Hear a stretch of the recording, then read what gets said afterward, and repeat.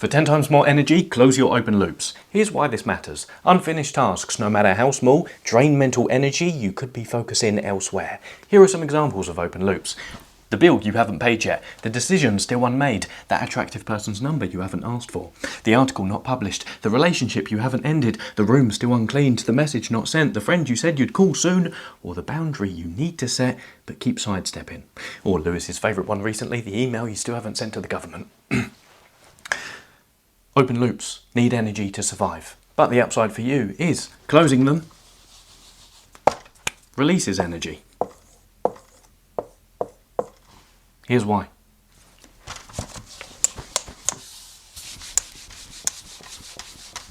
In the early 1900s, the Gestalt psychologist Kurt Lewin realised something at a restaurant. He observed, waiters tend to remember unpaid orders better than paid ones. Fascinated by this, Kurt Lewin then relayed these observations to his graduate student Bluma Zygarnik, who did some research of her own, and she found this doesn't just apply to waiters, it applies to all of us. Then the term was coined, the Zygarnik effect, to refer to the phenomenon of how we remember incomplete tasks better than completed ones, and this incompletion causes mental tension until the task is closed. So the key takeaway here is, of course, close the loop and reclaim the energy, because there won't be any more mental tension for you to direct energy towards.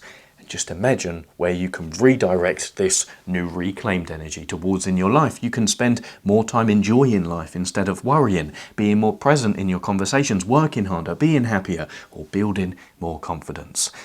So before we cover what you need to do next, let's consider what modern science has to say about this.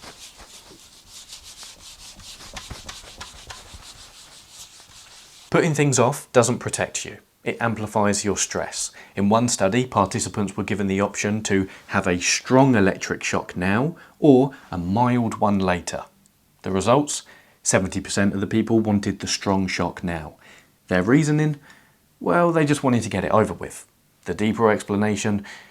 Prolonged uncertainty hurts more than immediate discomfort. As the saying goes, bad news is better than no news. But, of course, you don't always act like the participants in the study, because when you're overwhelmed, you avoid making a decision. Me very much included in that, even though I'm using the pronoun you. But a decision is all that's required for you to regain control and close your loops. So, here's what to do next.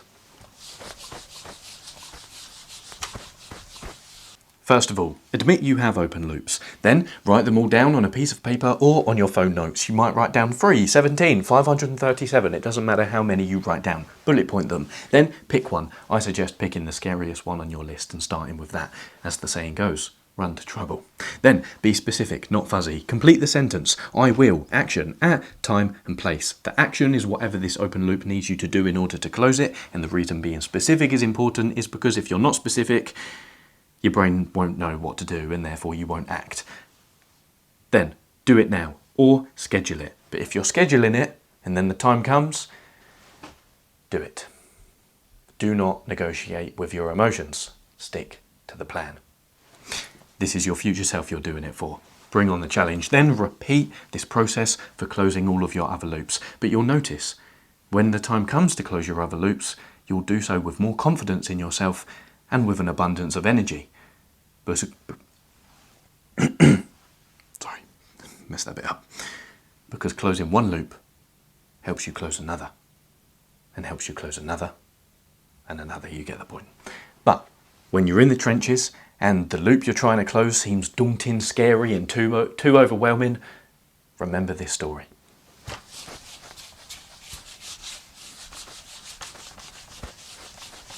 One day, a man and his son were driving home, but they broke down on a pitch-black motorway, so they had to leave the car and search for a phone dock in the distance in order to call a mechanic and ask for help. So the son grabbed a torch from the car and tried to shine it into the pitch-black darkness as his dad walked off in front of him, but he said in frustration, "Dad, this is useless, I can't even see anything with this thing." So, tired and now very fed up, the son just wanted to go home. But then he saw his dad walk towards him, now coming out of the darkness, and the dad lightly grabbed the torch and shone it in front of him on the floor and said, "You don't need to see a mile up the road, just 1 foot in front of the other. So long as you see enough to do that, you'll be okay." So the bottom line is, you don't need to fix your whole life. Just close one loop at a time. In other words, in order to forget the bigger picture, look at everything close up. Close the loop, reclaim the energy, or be tormented endlessly. Now before we sign off, you might be thinking, "Lewis, this is great, and I understand the importance of closing loops now. But loops never seem to end. Every week there seems to be new open loops that I have to close. Is this just the fate of my life?" Well, here's a quote that might help you think about it differently. "For a long time it had seemed to me that life was about to begin. Real life. But there was always some obstacle in the way. Something to be got through first, some unfinished business, time still to be served, a debt to be paid. Then life would begin. At last it dawned on me that these obstacles were my life." Thank you very much for your time and attention. Stay disciplined, playful and dangerous. Adios, muchachos. This was all aimed at me, wasn't it? What? All this stuff. What stuff? The debt's not paid, the number's not asked for, the admin... Oh, hold on.